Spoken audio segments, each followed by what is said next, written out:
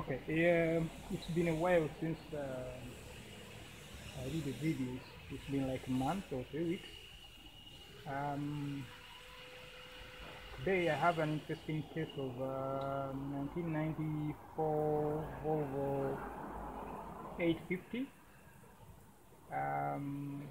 It has a check engine light and an ABS system warning lamp. All active. I'll take you around to the instrument cluster and you see both of those, but I wanted to begin this video with by showing you how to extract codes out of this generation of Volvos. This is OBD1, so you can't plug a scan tool into it, but what you can do is take this socket out. There are two of them, two blocks. There is this one and that one. I'm not going to open this one because we don't need it. The two systems that whose codes I want to read, because they have their warning lamps on, the engine and the ABS, and they are both here. I understand the engine one is A2, which is here, and the ABS one is A3, which is that one, this one here. So the interesting thing with this is they have a shorting connector here. I think it's grounded somewhere, which you push into the hole corresponding to whatever system you want to read codes for. For example, let's begin with the engine one, which I think is A2. Is it A2 or A1? I think the one I'm sure about is the ABS one. It is A3. Let's begin with that. So you push that in there and then press this button here, and then this lamp should come on. Press it for I think more than a second, and then it will begin blinking code. So I'm going to press it. I don't know how well you're going to see this in the lighting, but I'm going to attempt it anyway. Press it. Long enough. That's not happening. Oh, the key is out of the ignition. My bad. The key is here. So let me turn the ignition switch on.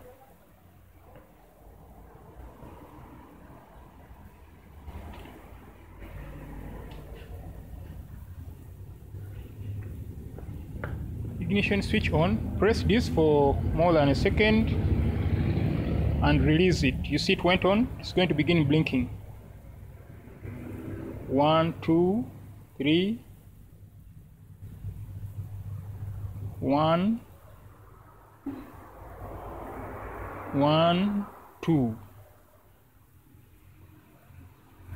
So that's one code, 312. Let's repeat that. Now when you press this button again, it will go to the next code. If it had only one code, it would blink the last code it blinked. In this case, which it was 312. If it had no code, it would blink 11. So let's do this again.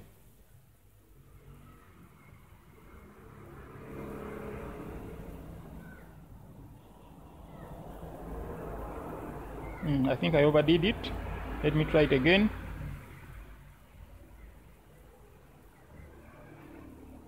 One, 2, 3. 1, 1, 2. So it is repeating the same code. So it has only one code for the ABS.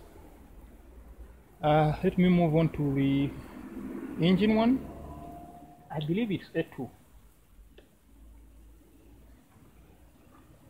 Try the same thing. 1, 1, 2, 1. So that is code 121 for the engine. I'm going to do this again to see if it has any other codes.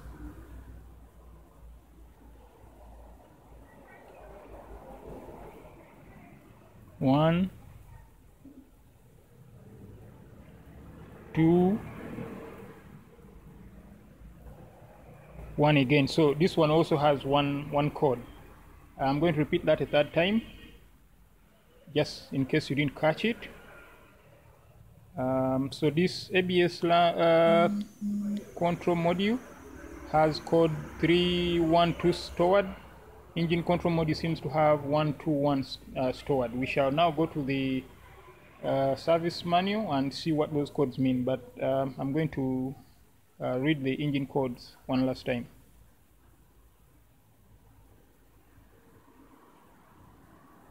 One,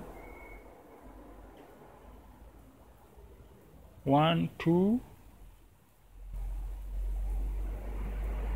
1. Great. So up to the factory repair manual. So I'm now inside the vehicle. Sorry about the glare.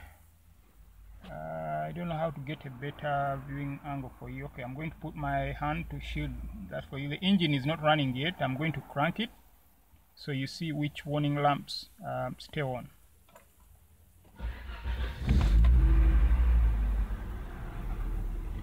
Yeah, so we have 3. The top one on the right is ABS.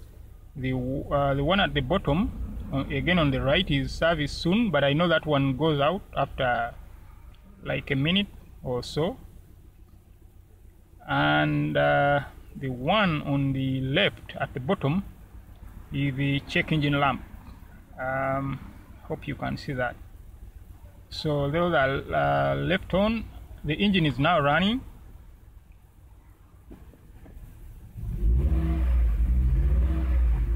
It doesn't run badly though. Seems to run fine, although it's idling a little bit too slow, I think, but I think at least it's not misfiring. Right, so I've already looked at the factory service manual while I was off camera. Code 121 is a mass airflow code, and that's for the engine. 312 for the ABS system is front right wheel speed sensor. So I think I'll go for the mass airflow first, test the mass airflow first, and then go for the right front wheel speed sensor. Okay, I'm now at the mass airflow. I've ground my multimeter here, and I'm looking for direction on what wire carries what. I don't have a wiring diagram at the moment. I haven't pulled one yet, but I see 4 wires here, so that tells me this is one of 2 designs I expect. Number 1, the most likely one, is that this sensor here is the mass airflow sensor, contains the mass airflow sensor as well as the intake air temperature sensor. The other option is the intake air temperature sensor is somewhere different, separate from this, and we have a mass airflow that is powered by 12 volts, but also given 5 volt reference by the engine control module. So I'm now going to try to find out which one of those 2 designs that I expect, which one of them it is. Once again, okay, sorry about that. I got interrupted by a phone call. Yeah, but the keys are here.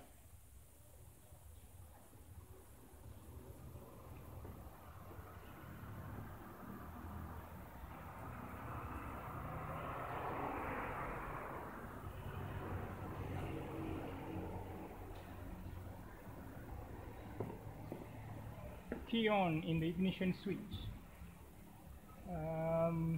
This is wire number,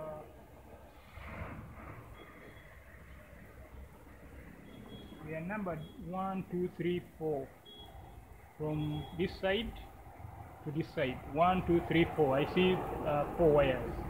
The first one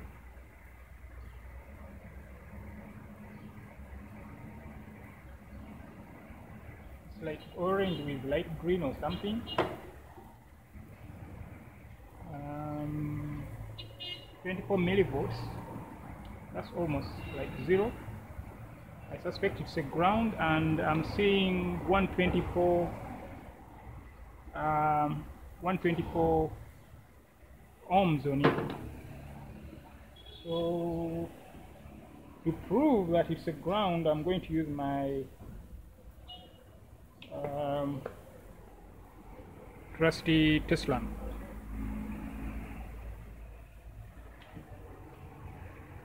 But be positive, if this is a ground, this lamp should light, and it does very brightly, as you can see. So that's our ground. Second wire,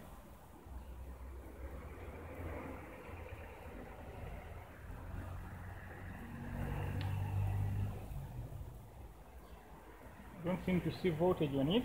Let me check my connection here.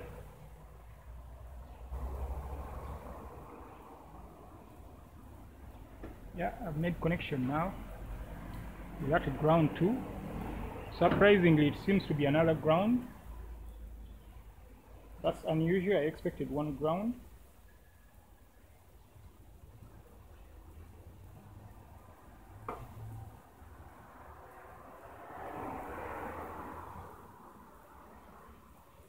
Yeah, so I have a second ground on this thing. I need to look at the wiring diagram to understand this. I don't want to think one of these wires is shorted to ground.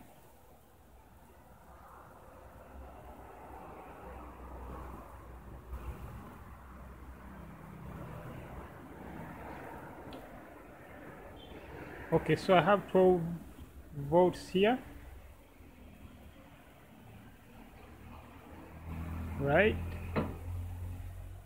So do I have 12 volts or 5 on the other way?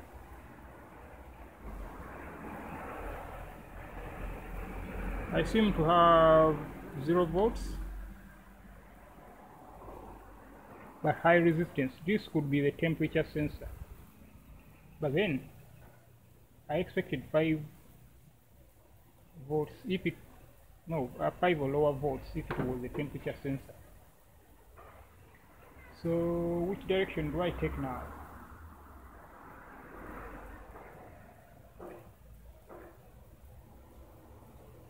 This could be a digital mass airflow sensor.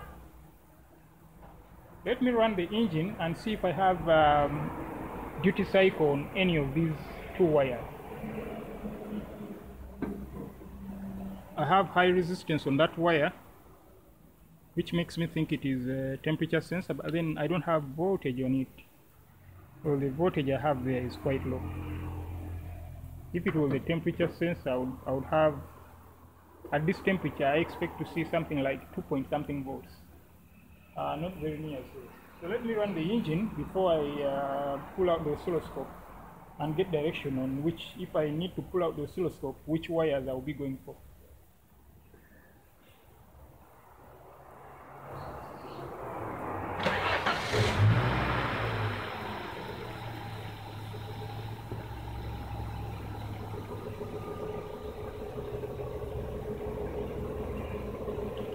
So, wow, I seem to have duty cycle on this wire. Let me check this 3rd wire. What's going on here?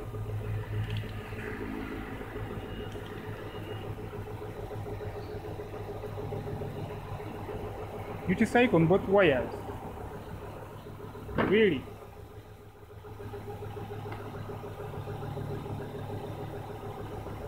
I think there is something wrong with my multimeter. I can't trust it on reading the duty cycle, so I'll pull out I have no option but to pull out the oscilloscope. Okay, good. Something funny going on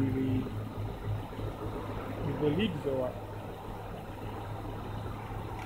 I'll put the multimeter aside for now.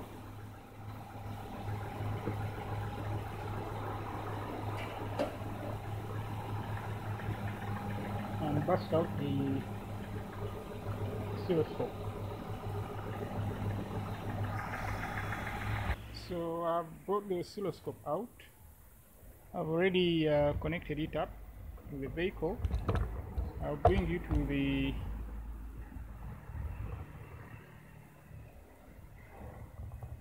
I don't know how well you are going to see that because there's light, there's glare in the background. I think I can move this. Oh, this is the best position I have for it.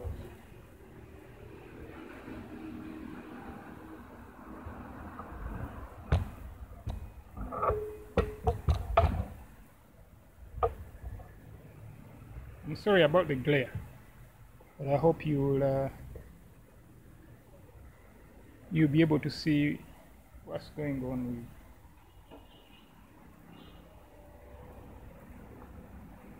So I'm using only channel 1, so I need to turn channel 2 off. I don't want channel 2 on. I'm using only channel 1 and I want it to, yeah, I'll begin with those settings. Yeah, I'll begin from there. I'm going to run the engine now.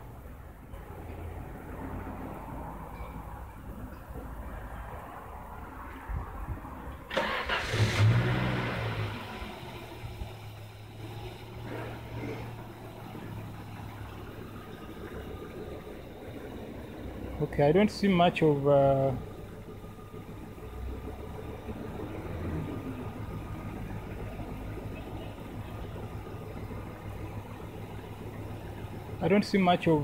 in fact there is no duty cycle that I can see on that third wire. Let me move to the fourth one.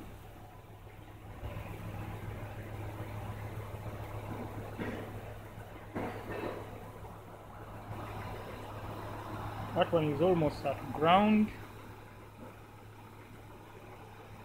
That's almost grounded. So what's this I'm dealing with?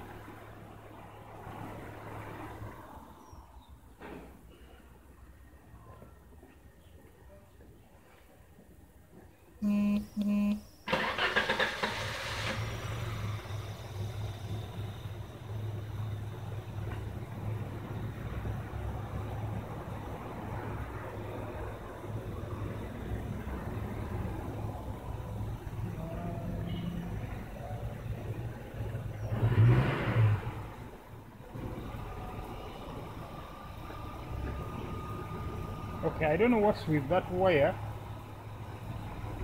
I think I need to bust out the wiring diagram for this. I need to understand what should be on these wires.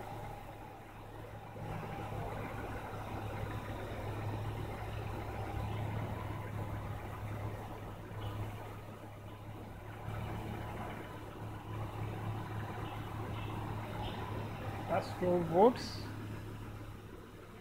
on that one.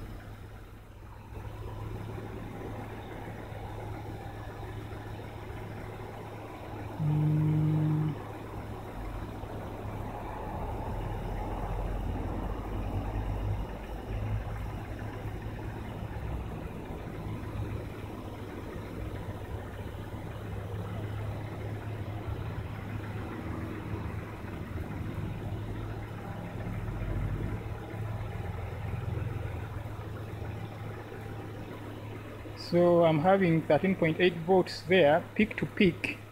These like what look like ripples is like half a voltage. I think let's decouple it and see. That's not helping. Maybe I need to pull the scale down.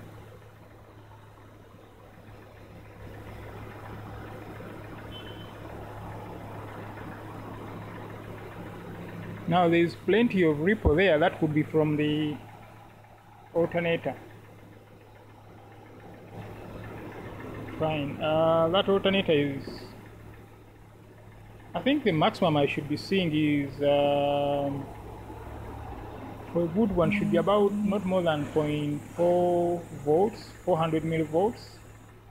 I'm seeing, oh, it's gone down now. So I think it's not that bad. I'll quit investigating that and move back to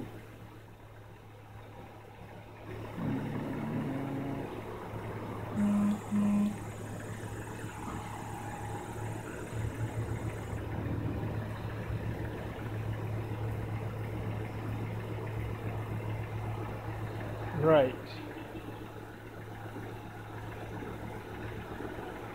Now, assuming I'm going back to the fourth wire, and I'm going to assume it's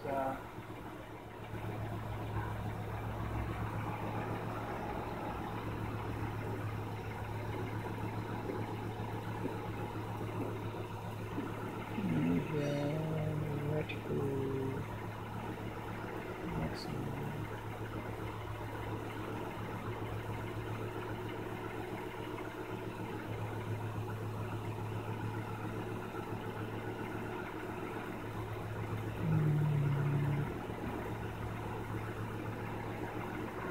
I'll clear all the measure and then go for vertical. I think I want to see, that's 0 volts. If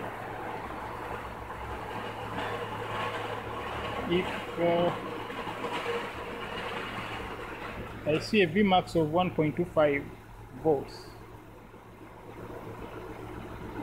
Is that correct? I'm going to use the multimeter as well alongside the oscilloscope.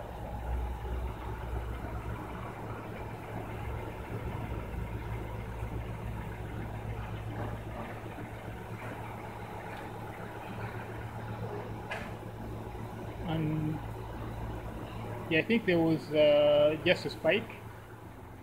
I did think so. So there is almost 0 volts on that.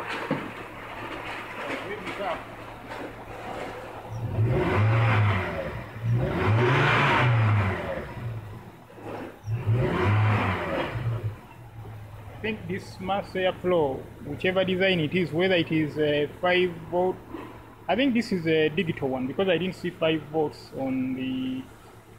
Okay, let me unplug it and check if it has 5 volts from the computer. That will tell me what design this is, because it could be a digital one or an analog one. I need to establish that.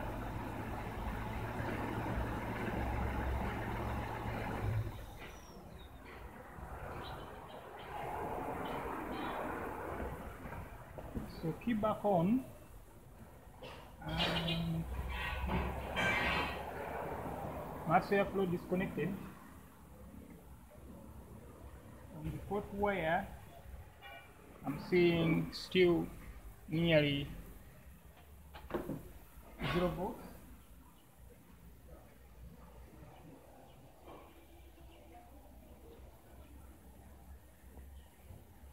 On the other wire, 12 volts. I think this is a digital type, and I think the sensor is dead. Otherwise, I should be seeing a duty cycle. Sorry about that. I should be seeing a duty cycle on it. That's how digital sensors work. They have this, the mass airflow sensor toggles 5 or 12 volts. In this case, I think some are pulled down, some are pulled up. I think this is a pull up, so this wire should be at 0 at rest. Once the vehicle begins running, it should begin toggling 12 volts on and off, which I don't see happening. So I think that's almost conclusive. That's almost conclusive that we have a bad mass airflow sensor on this one. I'm going to look at the wiring diagram just to be sure.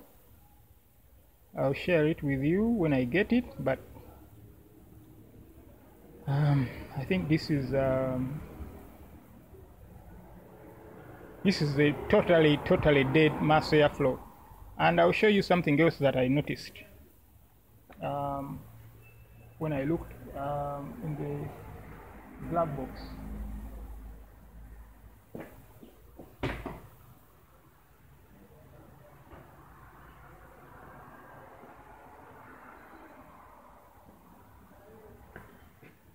Guess what I found?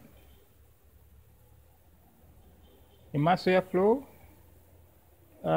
Siemens brand seems to have been made for General Motors.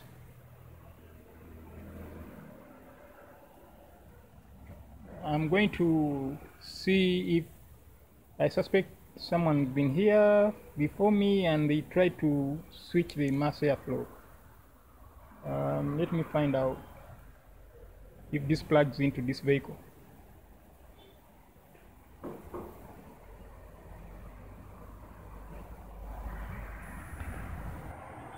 So to get to the speed sensor, the easiest way was take the wheel off.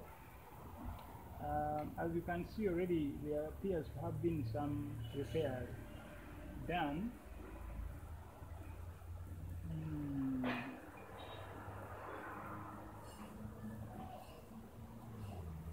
I'm not very confident with how those connections look, but I'm going to go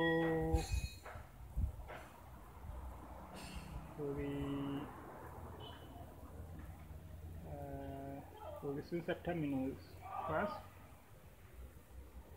and check to see if there is any voltage on them. I think I should look for openings. Well, let me look for voltage first. Key on.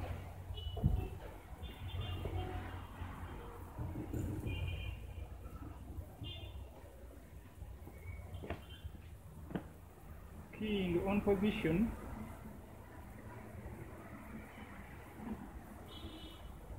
I'm seeing something like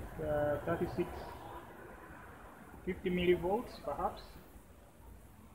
Let me try to rotate this.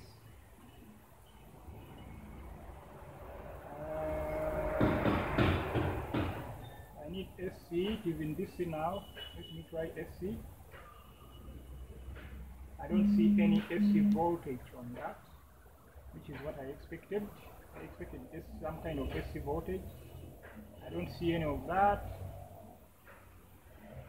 So I need to check for, in DC I couldn't find any voltage on any of those wires. I expected some kind of bias voltage. Now trying to get this out, connector seems to be damaged. One terminal is on, one is off. I need both off because I need to check the resistance, the continuity of the sensor. So now I need both connectors off.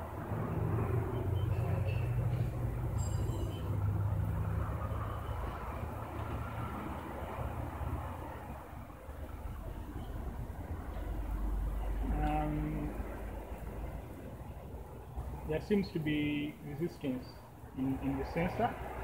And when I rotate it, doesn't play around, but I expect some AC voltage out of that sensor. I'm not seeing any of that. maybe the sensor, the coil is good, but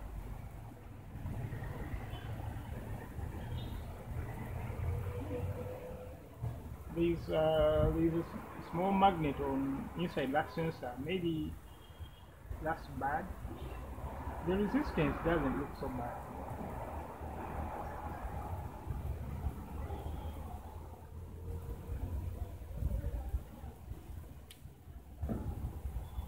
I can actually take this sensor out.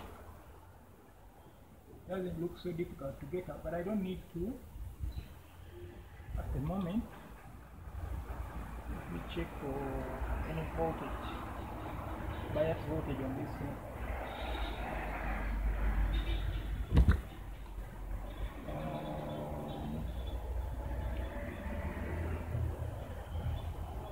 DC. I don't see any bias voltage on this wire. None whatsoever. This is an early 90s vehicle. I'm not sure they had bias voltage on it. I'll do some research. I'll do some more research on if there should be bias voltage on this and what it should be. And unfortunately, because it is OBD1, I can't see real-time data. I can't read real-time data. Otherwise, I would have done some bypass thing to see if they very quickly verify that the wiring is intact from here all the way to the computer. What next? I don't see much point in pulling out the oscilloscope at this point because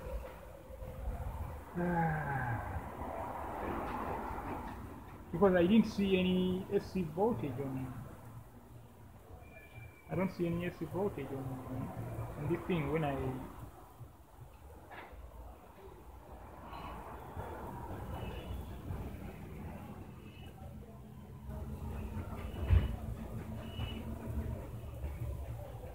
See anything.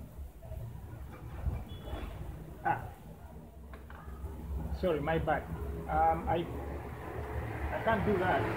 This thing is not connected, so sorry about that. That was a rubbish test. That was a rubbish test. I have to do this with the sensor connected.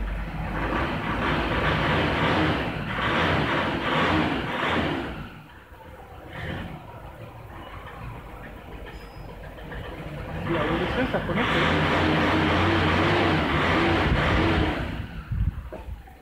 I don't see nothing.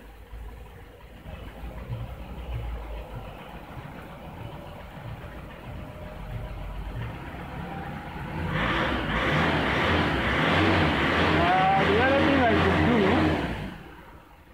do is, because I know the one on the left is a good one, I can go and check what voltages and resistance are on the left-hand front wheel. I think that's what I will do. It's a bit of a pain because I have to take that wheel off, but I don't see any other way of proving that I have a bad sensor. I need to establish whether I have a bad sensor or I have open wires. This is actually black and white wire. I could press them all the way to the module. Oh, this thing is open. This doesn't look good. Doesn't look good at all.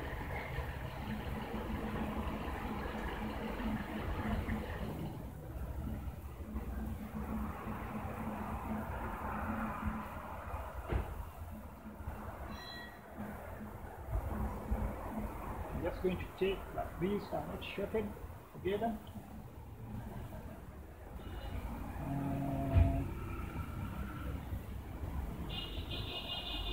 Here. Take the key out of the ignition.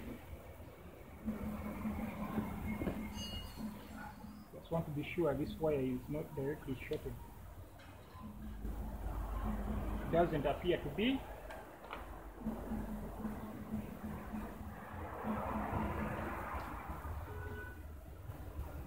Someone had attempted to repair this.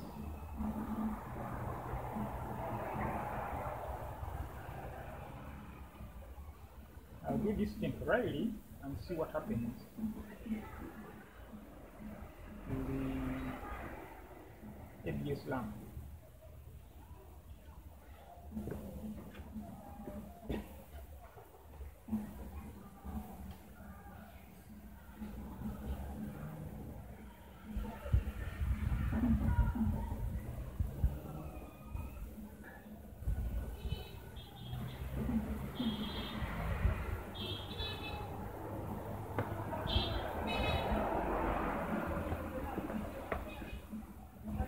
ABS lamp is still on.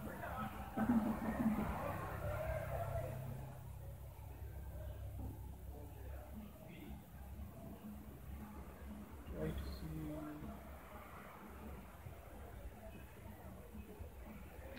Check.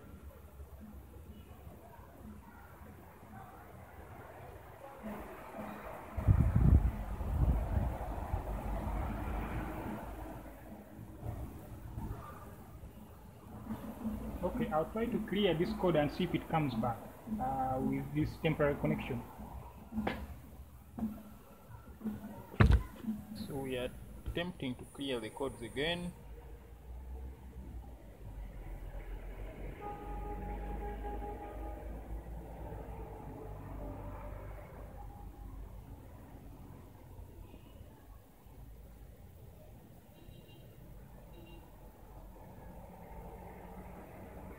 So that should have cleared the code. So reset the code, reset the ABS module. Let's see if it has any codes.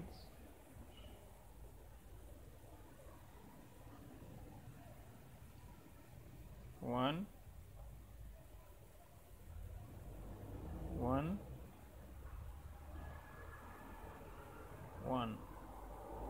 So that means there are no fault codes left. The 312 has been cleared and did not come back, so that means the ABS control module is happy with this, with the repairs we did to the right front wheel sensor circuit. That leaves us with just the requirement to change to get a good mass airflow for this vehicle, and that will be the end of the diagnostics on it. It has some work to be done on it, but that's mostly mechanical. There are some wheels that have that need to change disc brakes and stuff like that. Thank you for watching.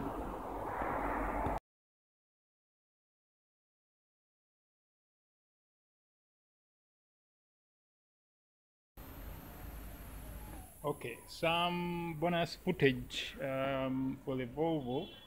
Of course, the engine is running quite well even without the mass airflow, but I think the emissions are not that good, so that mass airflow has to be procured. But I went ahead because I wanted to look at I wanted to confirm the health of the engine itself, compression, fueling, a lot of things on the engine. So for that, I'm using I'm trying to look at the ignition waveform, the ignition spark waveform, and the location I chose, if you can see it here, I'll go around and try to explain.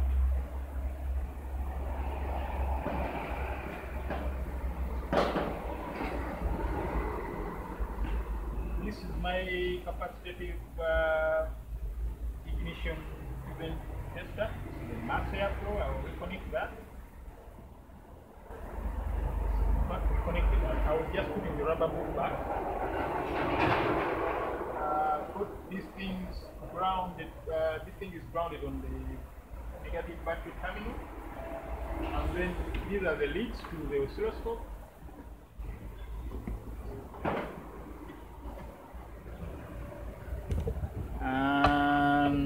oscilloscope is right here.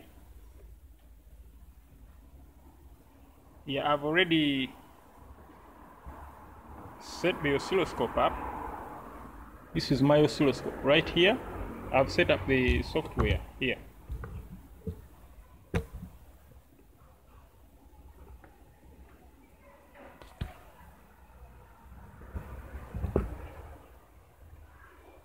Okay, I'm going to run the engine now. Ignore this. This is in the software, or it's a waveform, you know, impression of what you should get. It's part of the software. I can uncheck it, but I wanted you to have a look at what I expect to have a look at, and then you see what I'm looking at. And remember the location where I am positioned, where I put the capacitive detector for the ignition spark, or a sensor for the ignition spark, is between the coil and the distributor. So I'm seeing this vehicle is a 5-cylinder 2.5 liter engine, 5-cylinder Volvo engine. Now where I put the detector, I'm able to see the ignition events on all 5 cylinders. If I had put it on one wire, on a single wire coming from the distributor going to an individual cylinder, I would be seeing events for only those cylinders. But where I put it now is between the coil and the distributor, so that means I'm parading all the 5 ignition events and I can see them all together. So if any of them falls out, it would be very easy for me to spot that. So I'm going to run the engine now and you have an idea of what I'm talking about.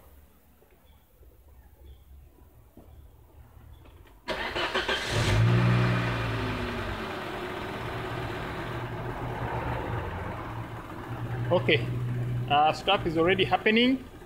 I can tell you already these are good ignition events. I've positioned the trigger here. That's why you see all the events are being held on the screen there in that location horizontally. And I can tell you I don't see any issues because this is all the ignition events from all the cylinders. You want to see, this is the ignition coil being grounded by the computer. Good oscillations means the coil has good induction in the coil. Then you have this spark line. Then this is the spark jumping.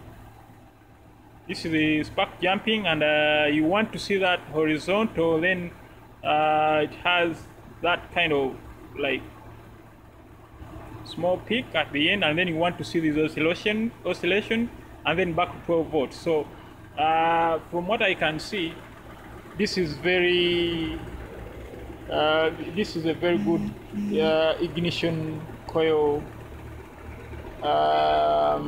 waveform. And as you can hear the engine, it's you don't hear any miss, you don't hear anything. And I can rev it up. Okay, let me change the voltage here so that this line becomes shorter. 200 volts. Let me move the trigger away from this line. Put the trigger there. Maybe move it. No, if I move it further, then I will lose this. But this is what you want to see. Vaguely following this is not very nice in the way the software is drawing it, but this is anybody who's done ignition analysis using an oscilloscope knows that's almost a perfect ignition waveform.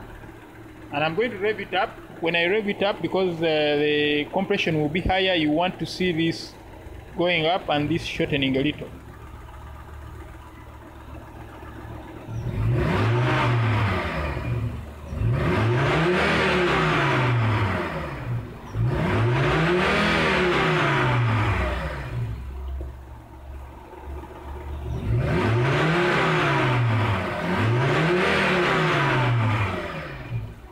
Very nice.